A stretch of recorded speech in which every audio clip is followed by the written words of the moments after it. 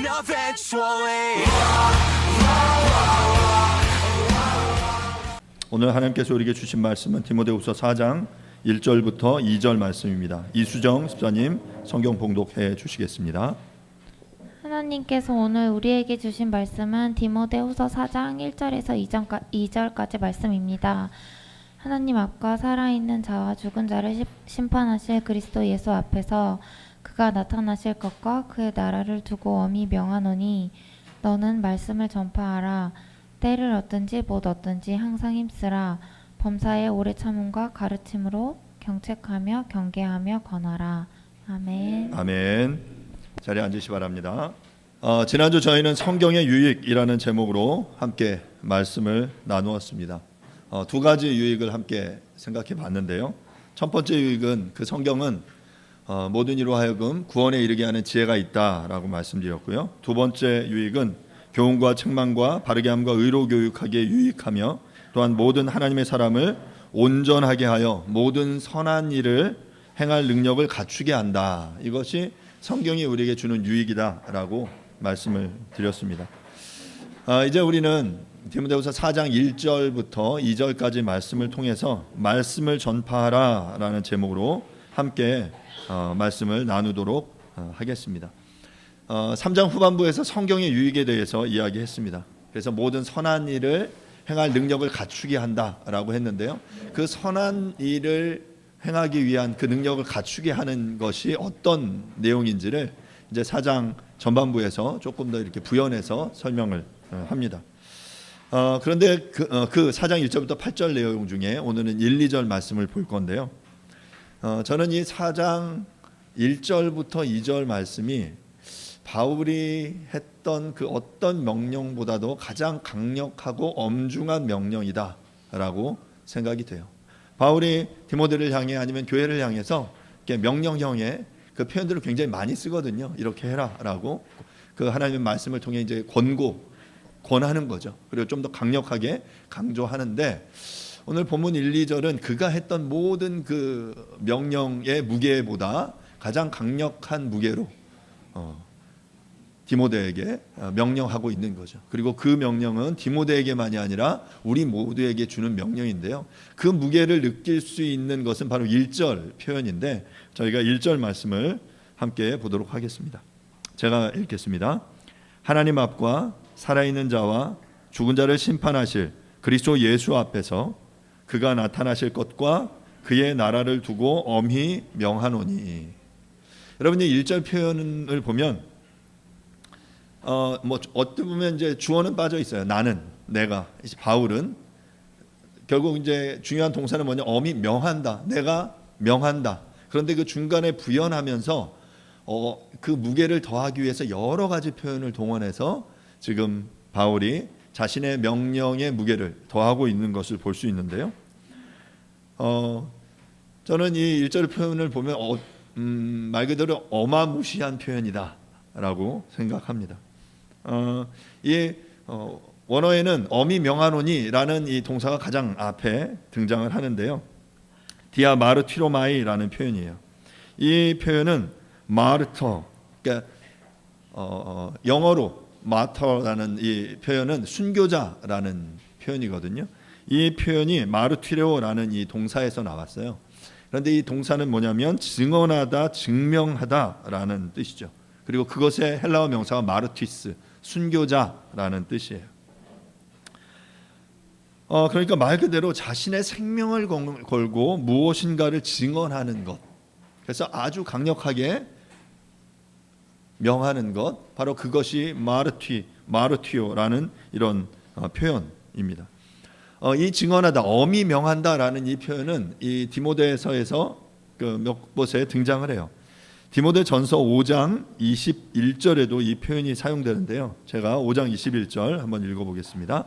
하나님 앞과 그리스도 예수와 택하심을 받은 천사들 앞에서 내가 엄히 명하노니 너는 편견이 없이 이것들을 지켜 아무 일도 불공평하게 하지 말며.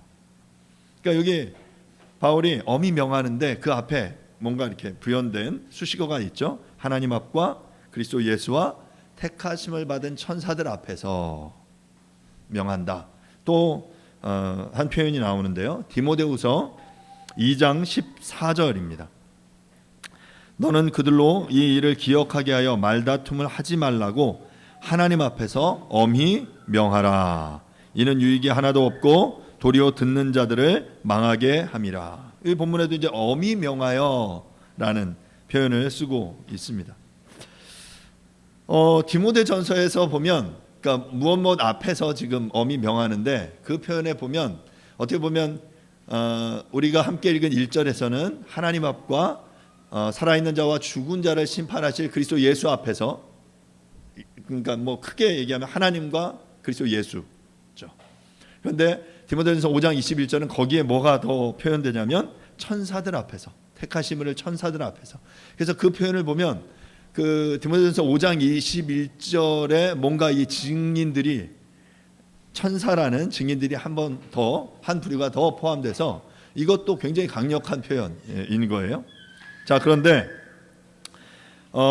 오늘 이 그 하나님 앞과 살아있는 자와 죽은 자를 심판하실 그리스도라고 표현된 이 1절은, 그러니까 이 앞에 디모데전서에서는 그냥 하나님과 그리스도 예수와 택하심을 받은 천사들을 그냥 이렇게 나열하고 있다면, 이 본문 속에서는 뭔가 조금 더 강력한 그 표현들이 조금 더 수식되고 있는 것을 볼 수 있어요. 하나님 앞과 살아있는 자와 죽은 자를 심판하실 그리스도 예수 앞에서. 이 앞에서라는 표현은 면전에서라는 뜻이에요. 그러니까 예를 들면 우리가 이제 어렸을 때 이런 거 하죠. 어렸을 때 막 친구하고 뭐 언쟁하다가 말다툼하다가 뭔가를 맹세할 때 누구 이름으로 맹세합니까? 엄마, 아빠 이름을 걸고, 아니면 하나님 이름을 걸고 막 뭔가 맹세를 하죠. 그게 그 뭐뭐 앞에서 하는 거예요. 내가 하나님의 이름을 걸고 막 숟가락 걸면서 여기서 표현할 수 없는 뭐 그런 표현들까지 써요. 막 명세하면서 내가 이거 아니면 뭐다라고 막 하면서 그런 표현들까지 하면서 이렇게 맹세를 합니다. 왜냐하면 자신이 말한 이것에 어떤 무게를 싣기 위한 거예요. 그런데 지금 그 엄마 아빠 이름을 걸고 우리가 어려서 뭔가를 그 맹세하고 강력하게 증언했다면, 지금은 바울이 자신이 동원할 수 있는 최고의 권위를 지금 끌어오는데, 그게 누구냐면 하나님과 그리스도 예수예요. 그런데 또한 이 하나님과 그리스도 예수는 또 어떤 그리스도냐면 우리를 심판하실, 살아있는 자와 죽은 자를 심판하실 그리스도 예수 앞에서라고 말합니다. 오늘 이것이 가지고 있는 무게에 대해서 여러분들과 조금 더 한번 생각을 좀 해보려고 합니다. 여러분, 예배 때마다 우리가 루틴 중에 하나가 사도신경, 신앙 고백을 드립니다. 오늘도 했어요. 여러분 했는데 그 사도신경을 어떤 의미로 여러분들 고백하셨는지 모르겠습니다. 다 함께 사도신경 하심으로 신앙 고백하겠습니다. 그러면 여러분들이 기계적으로 외우죠. 보통 이제 뭐 학습이나 세례문답할 때 이거 하거든요. 그래서 꼭 외우셔야 돼요. 예, 여러분 한번 눈을 감고 이 사도신경 다시 한번 천천히 여러분 속으로 한번 함께 다시 한번 고백해 보겠습니다. 나는 전능하신 아버지 하나님, 천지의 창조주를 믿습니다. 나는 그의 유일하신 아들 우리 주 예수 그리스도를 믿습니다. 그는 성령으로 잉태되어 동정녀 마리아에게서 나시고 본디오 빌라도에게 고난을 받아 십자가에 못 박혀 죽으시고 장사된 지 사흘 만에 죽은 자 가운데서 다시 살아나셨으며 하늘에 오르시어 전능하신 아버지 하나님 우편에 앉아 계시다가 거기로부터 살아있는 자와 죽은 자를 심판하러 오십니다. 나는 성령을 믿으며 거룩한 공교회와 성도의 교제와 죄를 용서받는 것과 몸의 부활과 영생을 믿습니다. 여러분, 지금 뭐 나중에 기회가 되면 이 사도신경에 대한 강해를 여러분들하고 다시 한번 좀 하고 싶은데요. 이 사도신경은 말 그대로 사도들의 신앙 고백이에요. 그러니까 신앙 고백이라는 건 뭡니까? 오늘 이 사도신경에도 계속 반복되는 표현 중에 그 중요한 동사 표현인데 뭐냐면 믿습니다. 그러니까 우리는 교회는 무엇을 믿는지를 아주 잘 설명해 놓은 게 사도신경이에요. 그러니까 사도신경에 나오는 이 사도들의 믿음의 대상, 믿음의 내용이 무엇인지를 명확히 아는 것만으로도 우리는 이 함께 이 사도신경을 공유하는 것만으로도 우리는 한 믿음, 한 하나님, 한 예수님, 한 성령님을 믿는다라고 말할 수 있는 거예요. 그 내용을 뭐 짧게 보면 이게 첫 줄은 어떻게 되냐면 나는 뭘 믿습니까? 전능하신 하나님, 그 하나님은 어떤 분이에요? 천지의 창조주를 믿습니다. 지금 하나님 앞에서 맹세하는데 그 하나님이 어떤 하나님입니까? 우리 아버지 하나님 되시고 천지를 창조하신 하나님이시다라는 의미입니다.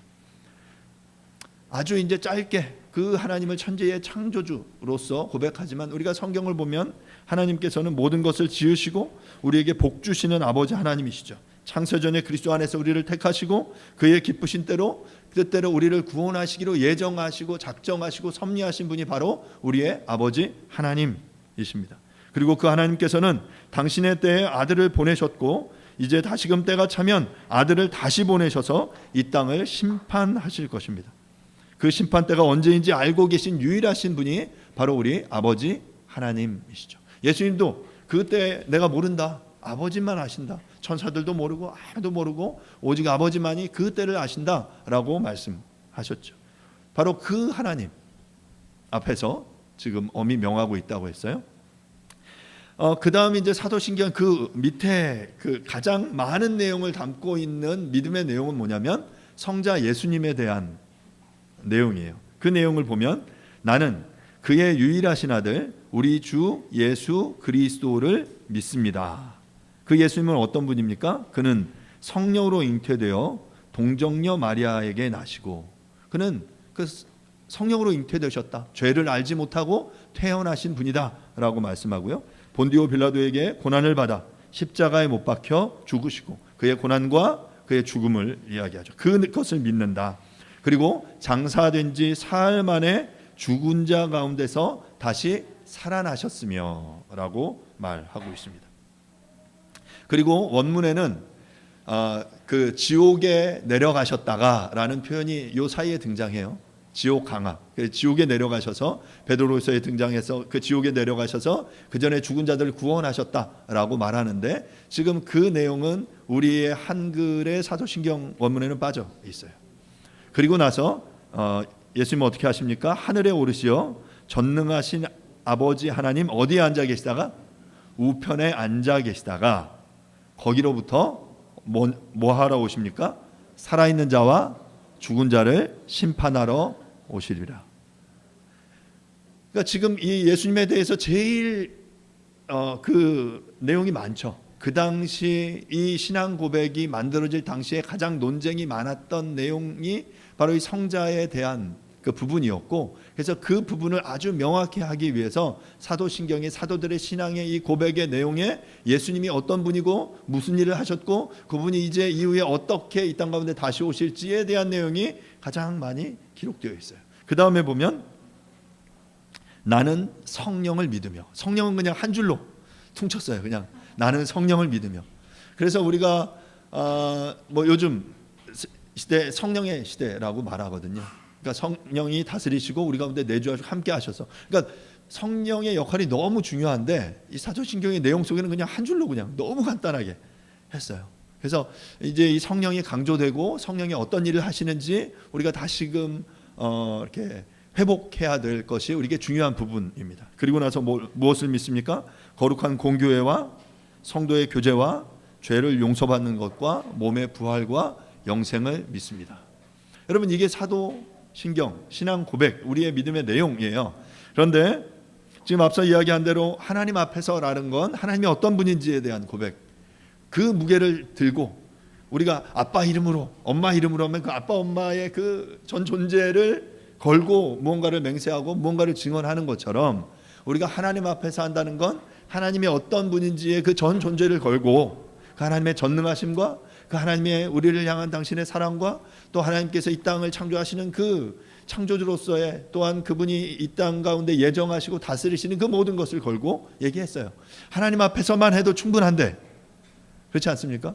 그런데 그 다음에 그 오늘 그 디모데후서 4장 1절에 등장하는 아주 독특한 표현은 그리스도 예수 앞에서 하는데 그 예수 앞에 뭐가 등장해요? 살아있는 자와 죽은 자를 심판하실 그리스도 예수 앞에서. 좀 전에 사도신경 고백한 것에서 뭔가 이렇게 비슷한 표현이 있지 않습니까? 하나님 보좌 우편에 앉아 계시다가 우리를 심판하러 오십니다. 거기로부터 살아있는 자와 죽은 자를 심판하러 오십니다. 지금 그 어떤 그 신앙 고백의 내용을 연상시키면서 그 그리스도의 이름을 걸고 우리에게 엄히 명하고 있는 것입니다. 사랑하는 여러분, 그리스도는 우리의 구원자이십니다. 하나님의 아들이십니다. 때가 참에 하나님께서 당신의 아들을, 당신의 독생자를 이 땅에 보내셔서 공생애를 시작하심으로 그 하나님의 나라를 선포하셨습니다. 그리고 회개하고 복음을 믿을 것을 우리에게 가르치셨죠. 바울은 지금 자신이 디모데에게 하고 있는 이 명령이 얼마나 중차대한지를 강조하기 위해서 그 심판자로서 주님을 소환하고 있는 거예요. 그냥 그리스도 예수 앞에서 라고 해도 되는데 훨씬 더 강조하기 위해서 그 그리스도가 어떤 그리스도냐면 살아있는 자와 죽은 자를 심판하실 그리스도라는 거죠. 그 앞에 그 신앙 고백의 내용이 포함됩니다. 십자가에 죽으시고 부활하셔서 주님께서 승천하셨어요. 그리고 하나님 보좌 우편에 앉아 계셔서 이제 우리의 삶을 지켜보고 계시는 분이 그 하나님이십니다. 그런데 그 예수 그리스도, 그 성자 예수님께서는 이제 거기로부터, 그곳으로부터, 하나님 보좌 우편으로부터 이제 이 땅 가운데 오셔서 살아있는 자와 죽은 자를 심판하시는 그리스도다라는 사실을 이야기하면서 그 앞에서 지금 명하고 있는 거예요. 살아있는 자와 이 죽은 자를 다시금 심판하러 오시는 것, 이것이 뭡니까? 주님의 재림. 재림. 주님이 이 땅 가운데 성육신, 아기의 모습으로 이 땅 가운데 오시는 것, 그것이 초림이었다면 이 땅 가운데 오신 그 예수 그리스도가 그 공생의 삶을 사시고 하나님 나라의 복음을 선포하시고 십자가에 달려 죽으심으로 하나님 나라가 시작되었다면 이제 완성될 그 하나님의 나라, 언제 완성됩니까? 그리스도의 재림으로 완성된다라는 것이죠. 그 재림 때 주님이 하시는 건 뭡니까? 살아있는 자와 죽은 자를 심판하실 것이다. 그 이름을 걸고 지금 바울이 이야기하고 있는 거예요. 살아있는 자라고 번역된 이 존타스라는 표현은 현재 살아있는 사람들을 지칭하는 단어이지만 이 본문에서는 그러니까 그리스도의 재림 시기에 살아서 그리스도를 맞이할 사람들인 거예요. 그러니까 이 시점이, 그리스도의 재림의 시점이 언제냐가 중요하겠죠. 지금 이 본문이 쓰여진 이 1세기, 지금 우리는 21세기, 2000년의 공백이 있어요. 이 당시에 살아있는 사람들은 지금 우리의 시점에서 모두 다 죽었죠. 그리고 그리스도께서 언제 오실지 모르는데 바로 그 주님이 재림하시는 그때에 살아있는 자들을 심판하실 그리스도 예수. 또한 이어서 보면 죽은 자라고 번역된 네트루스라는 표현은 그리스도 재림 이전에 죽었다가 그의 재림과 더불어 새로운 몸으로 부활할 자들을 의미하는 거죠. 그러니까 여기 나오는 살아있는 자와 죽은 자는 모든 인류를 지칭하는 거예요. 그리스도의 재림 때 이미 죽은 자들과 그 당시 살아있는 모든 자들을 주님이 어떻게 하신다고요? 심판하신다는 거죠. 그러니까 주님의 심판의 대상은 바로 이 땅의 모든 인류들이다라는 것이죠. 결국 바울은 모든 인류가 그리스도 예수께서 주관하시는 종말론적 심판을 피할 수 없음을 강변하면서 바로 그 심판주로서의 그리스도 예수의 이름을 걸고 지금 맹세하고 있는 것입니다.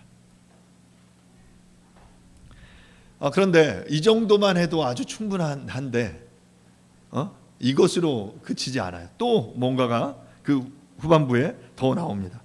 오늘 본문에는 그 뒤에 뭐가 나오냐면 그가 나타나실 것과 그의 나라를 두고 엄히 명한다. 그러니까 하나님과 그리스도 예수의 이름만으로 충분한데 지금 바울은 여기에 뭔가를 더 더하는데 더하고 있는 그 내용은 뭐냐면 그가 나타나실 것과 그의 나라를 두고 엄히 명한다라고 말하고 있습니다.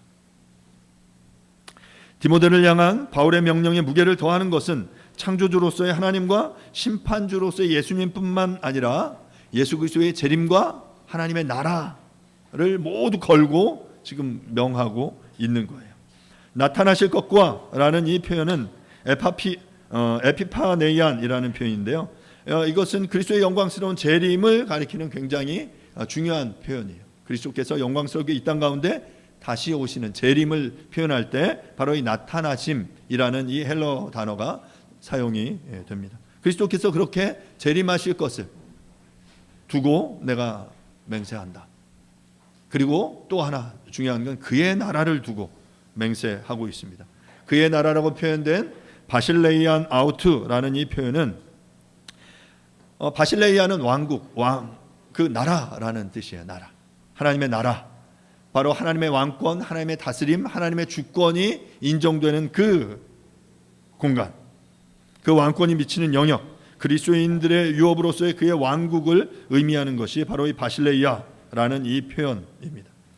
주님은 이 땅 가운데 다시 나타날 것인데 그때에는 모든 인류에 대한 심판주로서 또한 만물의 왕으로서 그 나라의 왕으로서 이 땅 가운데 오실 것입니다. 그런데 그 모든 것을 걸고 지금 엄히 명하고 있다라고 말하는 거죠. 이처럼 재림, 나타나심과 하나님의 나라, 그의 나라는 모두 종말론적인 미래에 속한 일이므로 현재 우리에게는 아직 분명하게 드러나지 않고 있지만 그리스도인들로 하여금 미래의 영광을 바라며 현재의 삶을 살아가도록 하는 확실한 소망이 됩니다. 거듭 강조하지만 이 하나님의 나라는 이미 시작되었지만 아직 완성되지 않았다라고 말씀을 드렸습니다. 이미 그리스도의 오심으로 우리 가운데 시작되었습니다. 그런데 이 하나님의 나라는 그리스도의 재림 때에 완성될 거예요. 그러면 아직 완성되지 않은 거예요. 이미와 아직, already but not yet 이라고 표현되는데 이미 시작되었지만 아직 완성되지 않은, 이미 시작된 현재의 하나님 나라를 살아가면서 우리는 동시에 미래에 완성된 하나님의 나라를 꿈꾸고 있는 거죠. 여러분, 이 긴장, 이 의미를 아시겠어요? 하나님의 나라가 이미 시작됐어요. 우리는 그 나라 속에 살아가고 있어요. 그런데 아직 완성되지 않았어요. 그리스도께서 다시 오시면, 이 땅 가운데 다시 나타나시면 재림하실 때 그 나라가 완성될 거예요.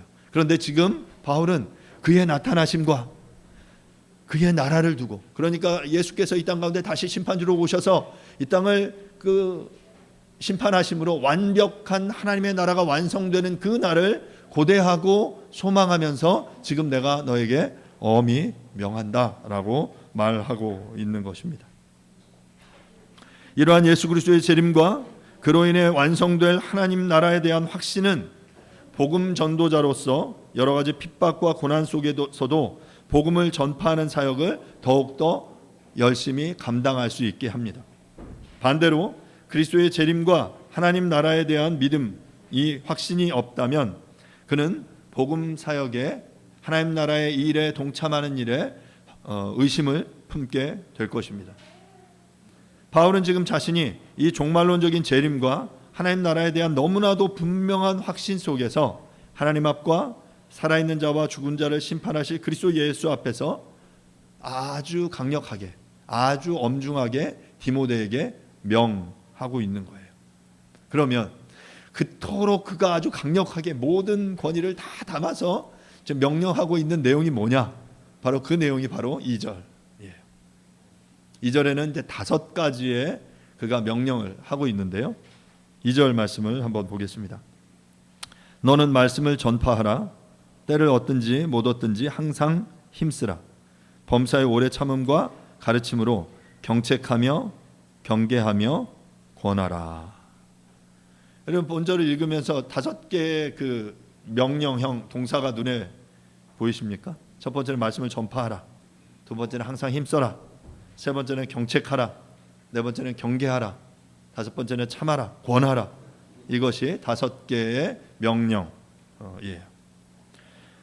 본절은 구원받은 성도가 어떠한 상황 속에서도 말씀을 전파해야 하는지에 대한 명령을 담은 아주 중요한, 아주 유명한 구절입니다. 앞선 1절을 통해서 제가 아주 지금 계속 설명드린 대로 바울이 동원할 수 있는 모든 권위를 담아서 막 꽉꽉 눌러 담은 거죠. 하나님, 그리스도 예수, 산자와 죽은 자를 심판하실 그 그리스도, 그의 나타나심 재림과 또한 그의 나라, 하나님의 나라를 두고 지금 바울이 아주 강력하게 엄히 명했어요. 그런데 그 내용은 뭐냐면 바로 2절에 5가지의 명령입니다. 명령입니다. 이 5가지의 명령은 모두 다 헬라어 표현으로 보면 부정과거 명령형이라는 표현이에요. 부정과거 명령형.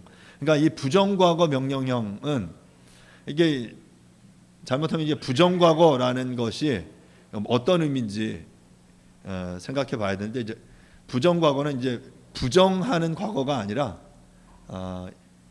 그 어떤 시점이 정해져 있지 않은 과거라는 거예요. 그러니까 분명히 과거 표현을 썼는데 과거이면서 동시에 현재이면서 미래의 모든 시점을 포함하고 있다, 포괄하고 있다라는 것이 부정과거예요.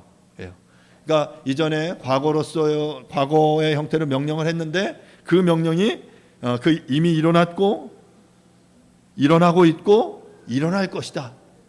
그리고 이 명령은 이전에 너가 들어야 하는 것이고 지금도 현재도 이 명령을 따라야 하고 이후에도 이 명령을 순종해야 하는 것이다 라는 것이 바로 이 부정과거 명령형이라는 표현이에요. 5가지 명령은 전파하라, 항상 힘쓰라, 경책하라, 경계하라, 권하라 인데요. 먼저 첫 번째 간단하게 보면 너는 말씀을 전파하라 라고 명령합니다.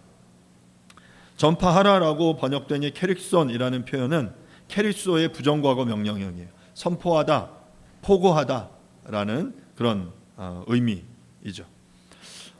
이 선포하다, 말씀을 전파하다, 선포하다라는 이 표현은 그러니까 말씀을 가르치는 것과는 좀 다른 표현입니다.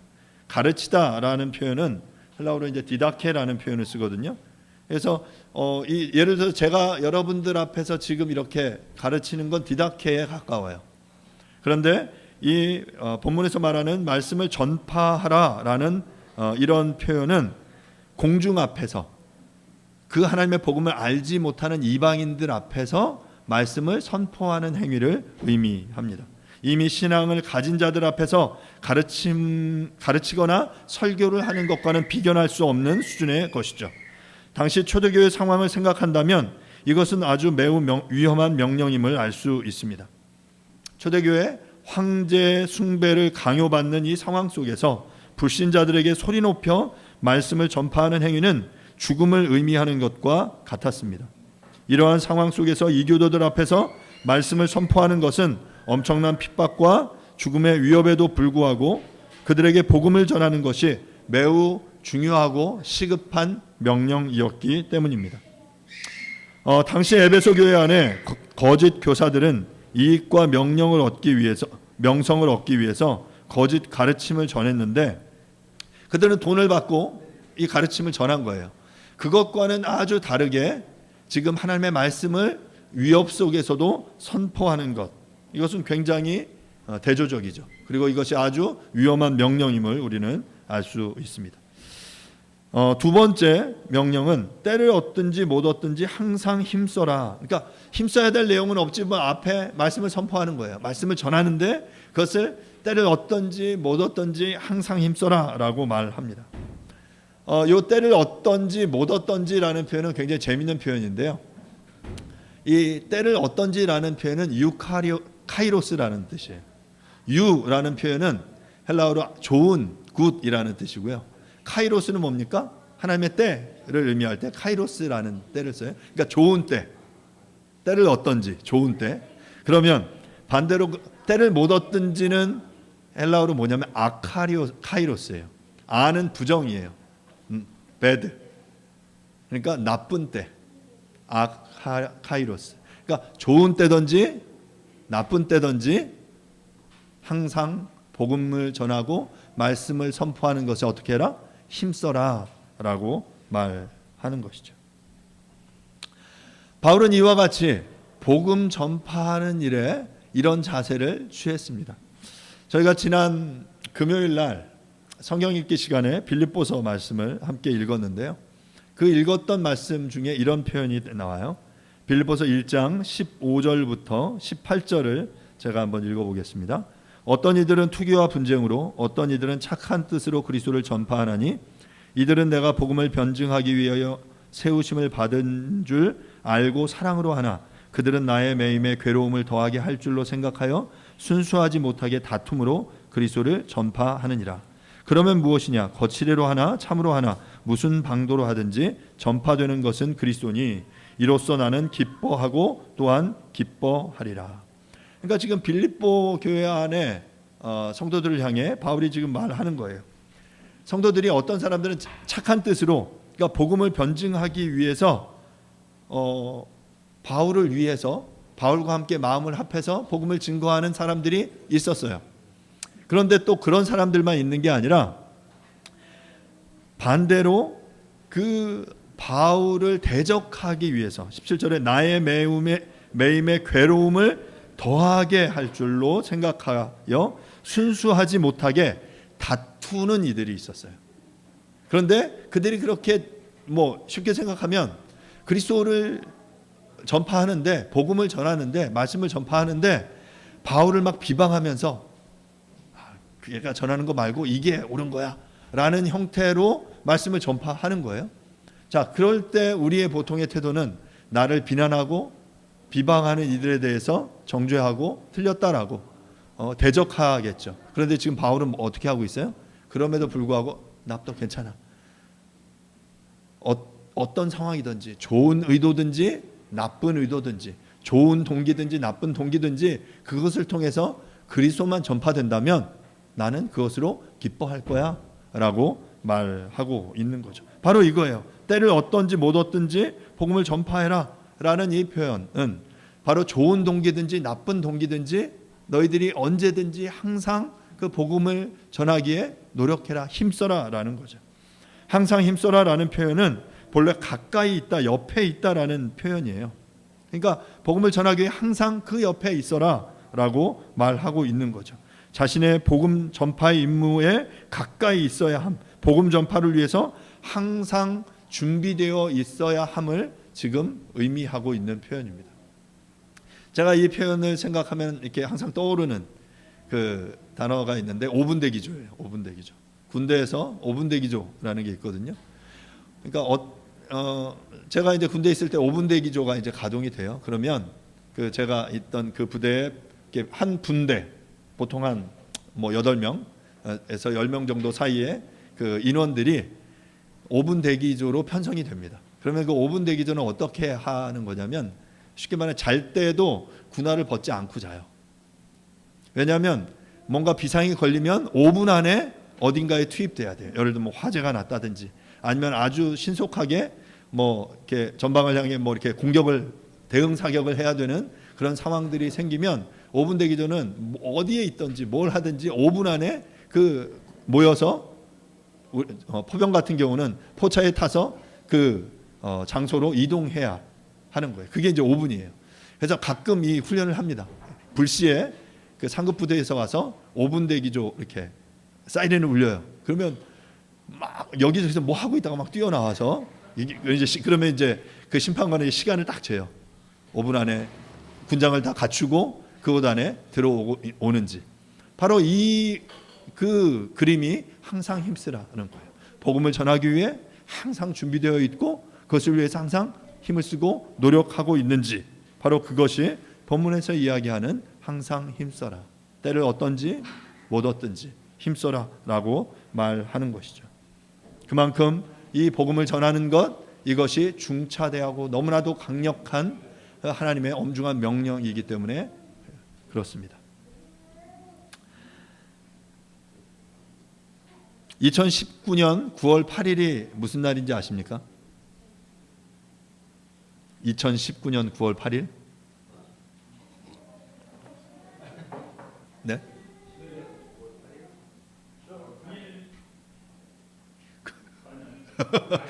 아닌데? 2019년 9월 8일? 어떤 날이죠? 예, 이곳에서 저희가 처음 옮겨서 예배 드린 날이에요. 지금부터 4년 전에 2019년 9월 8일 이곳에 커피집 20에서 저희가 더 기쁨 교회라는 이름으로 첫 예배를 드린 날이 2019년 9월 8일입니다. 그 전날 2019년 9월 1일 날 제가 주보를 확인했는데요. 주보에는 그 교회 이름에 뭐라고 써 있었냐면 그때까지는 푸른 초장 교회라는 이름으로 우리가 예배를 드렸어요. 그리고 우리가 이곳으로 장소를 옮기면서 그때 이제 장소를 옮기면서 뭔가 새로운 시작을 하는 게 좋겠다 해서 제가 말씀을 드렸고, 그래서 교회 이름을 새롭게 정했죠. 그래서 정한 이름이 더 기쁨 교회입니다. 뭐 거듭 말씀드리면 그 더 기쁨은 바로 그 기쁨이기도 하고요. 더 모어의 의미를 가진 더 많은, 정말 더 풍성한 기쁨을 의미하는 거죠. 그러한 교회가 되기를 다짐하는 마음으로 2019년 9월 8일 이곳에서 첫 예배를 드렸어요. 이곳에서 4년여의 시간을 보냈습니다. 이제 뭐 광고 드린 대로 우리가 오늘 이제 새로운 곳으로 예배 장소를 옮기게 되는데요.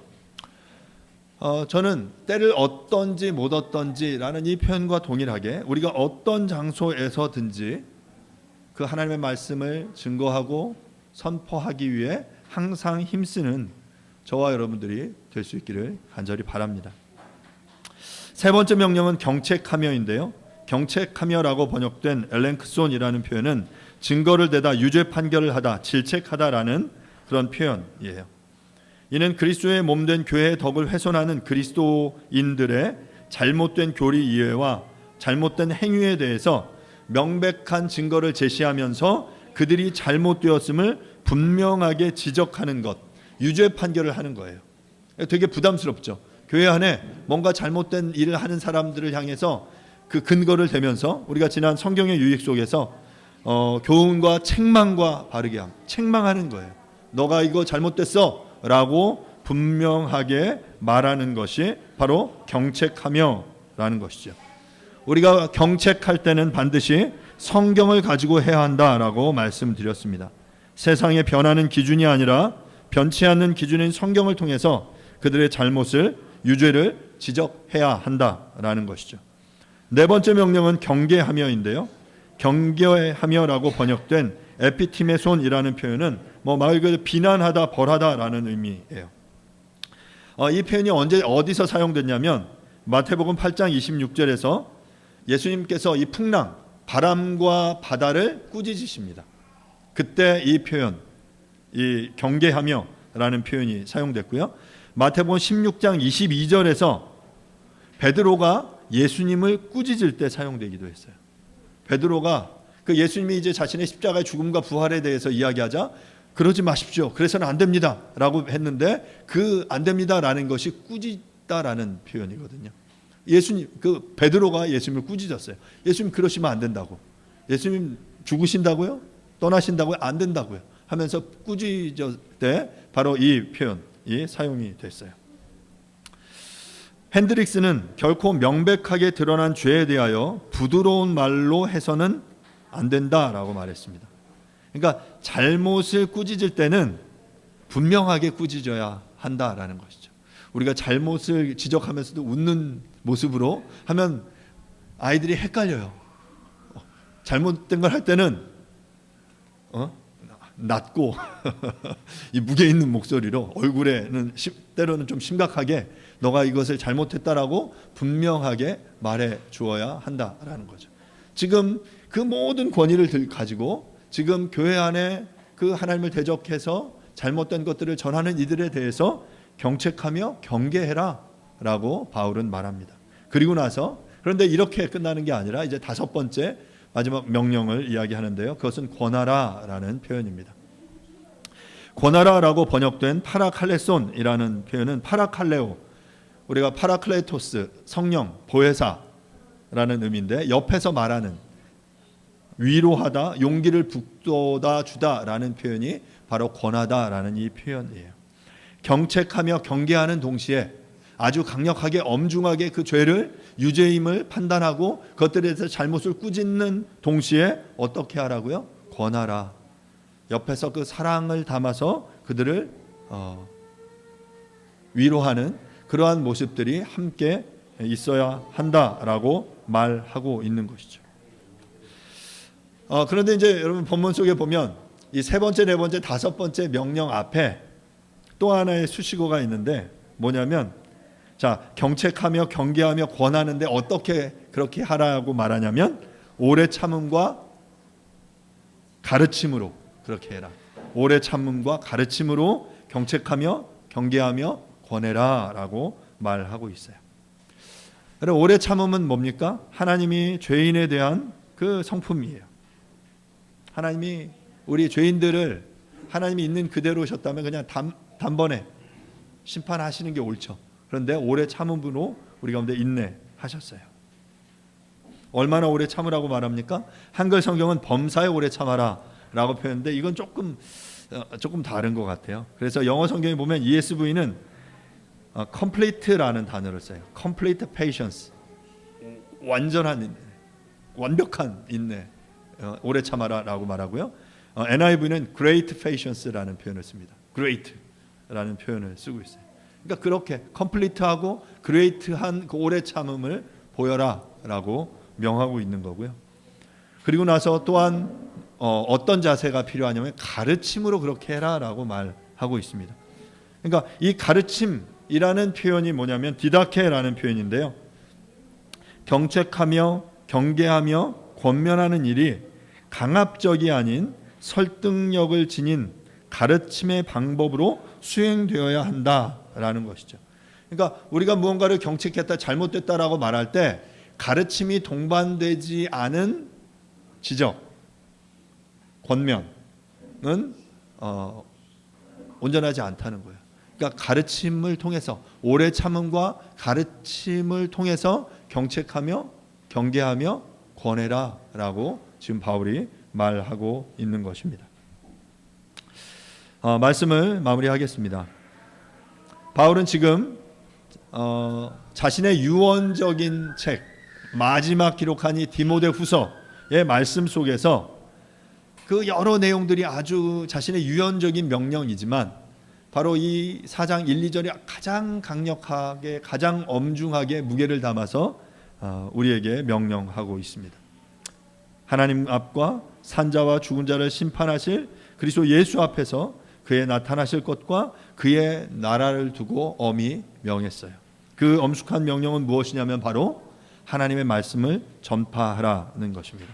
때를 얻든지 못 얻든지 항상 그 일에 힘쓰라는 것입니다. 또한 범사의 오래 참음과 가르침으로 경책하며 경계하며 권할 것을 요청하고 있는 것입니다.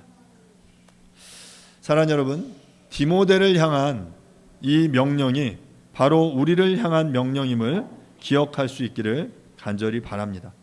바울은 자신의 사도로서의 전 삶을 통해서 이 일을 감당했습니다. 자신의 고난을 마다하지 않고 복음이 전파된다면, 말씀을 선포할 수 있다면 그는 그 기회를 얻으려고 노력했습니다. 또한 그 과정에서 고난도 마다하지 않았습니다. 이제 바울은 그렇게 복음을 위하여, 복음을 선포하기 위하여 수고했던 자신의 삶을 디모데에게 너도 이것을 본받아라 라고 명령하고 있는 것입니다. 우리도 이 바울의 엄숙한 명령을 우리도 믿음으로 받을 수 있기를 간절히 바랍니다. 바울이 자신이 할 수 있는 그 온 힘을 다해서 온 무게를 담아서 디모데에게 했던 이 명령이 바로 우리를 향한 명령임을, 말씀을 전파하는 것, 때를 얻든지 못 얻든지 항상 이 일에 힘쓰는 것, 그리고 오래 참음과 가르침으로 경책하며 경계하며 권하는 그 삶을 살아내려고 한 이 바울의 요청이 바로 우리를 위한 요청임을, 그리고 우리가 이것들을 믿음으로 받아서 우리의 삶 가운데 실천해내는 저와 여러분들이 될 수 있기를 간절히 바랍니다. 이 시간 함께 잠시 조용하게 한번 말씀을 생각하시면서 기도하겠습니다. 하나님, 우리가 그 말씀을 전파하는 이 일을 위해서 우리가 노력하겠습니다.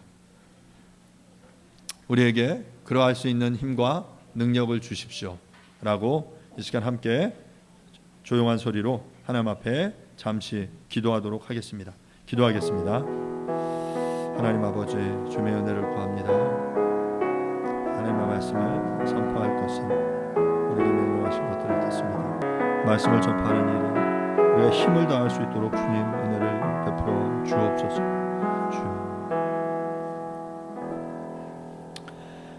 하나님 앞과 살아있는 자와 죽은 자를 심판하실 그리스도 예수 앞에서 그가 나타나실 것과 그의 나라를 두고 엄히 명하노니 너는 말씀을 전파하라. 때를 얻든지 못 얻든지 항상 힘쓰라. 범사의 오래 참음과 가르침으로 경책하며 경계하며 권하라. 주님, 바울이 자신이 동원할 수 있는 모든 권위를 담아서 지금 살아가는 아들 디모데에게 말씀을 전파할 것을, 때를 얻든지 못 얻든지 이 일에 항상 힘쓸 것을 명령합니다. 경책하며 경계하며 권할 것을 명합니다. 주님, 우리 또한 그 무게를 담아서 이 명령을 믿음으로 받을 수 있게 도와주시옵소서.